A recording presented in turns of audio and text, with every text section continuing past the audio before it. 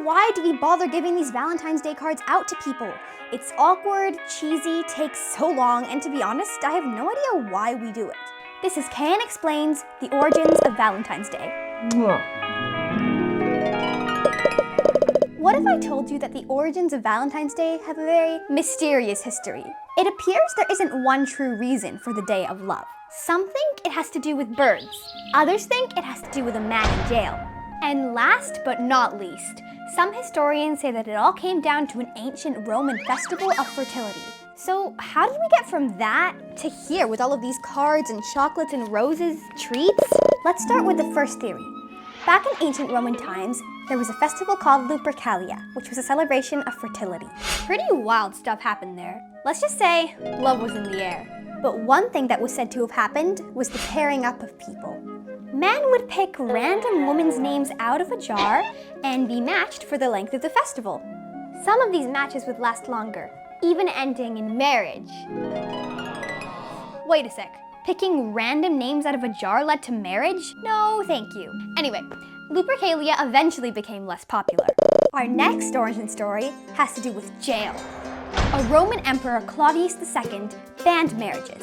One reason was because he didn't want his army to be distracted by marriage commitments. But one priest continued to marry in secret. So the emperor put him in jail and eventually executed him. He was said to have been executed on February 14th, and he became known as Saint Valentine. But to be honest, there are multiple stories about dudes called Saint Valentine, and very little info to which one is true, or if any of them are. Let's not forget about the final theory. This one is a little less dramatic than a priest in jail. Instead, it involves nature. It's said that, back in medieval times, birdwatchers noticed that birds would mate on February 14th. This caught the attention of English poet and author Geoffrey Chaucer, who was a real romantic. He loved writing about love. Chaucer put a poetic spin on those bird matches and wrote this line.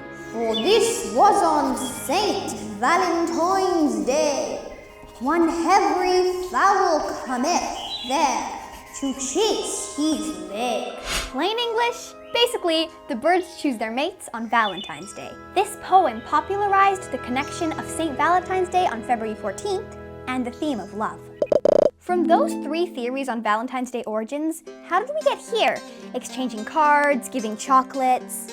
Well, let me explain the cards.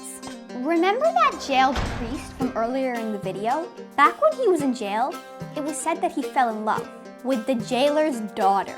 Before he died, as legend has it said he wrote her one last letter and signed it, Your Valentine. And it's believed to be the inspiration behind Valentine's Day cards. As for gifts like chocolates and roses, well, around Chaucer's time in the Middle Ages, knights would give maidens roses as gifts. Giving chocolate wasn't really a thing back then, since sugar was so hard to get. And then came the end of the Industrial Revolution in the 1840s. That's when chocolate became more available to everyday people. In 1861, Richard Cadbury, yes, the guy behind the chocolate brand we still have today, jumped on a marketing opportunity. It's widely believed he's the first to have produced a heart-shaped box of chocolates. And eventually, chocolate, since it can be sweet and soft, became associated with love. Well, there you have it, a lot of history dedicated to a day about love. From pagan festivals to bird watching to a priest in jail, Valentine's Day sounds really complicated. And sure, sending Valentine's Day cards and true love might be cringy, but for me, I'm gonna focus on getting all the chocolate I can. For CBC Kids News, I'm Mela Petropalo.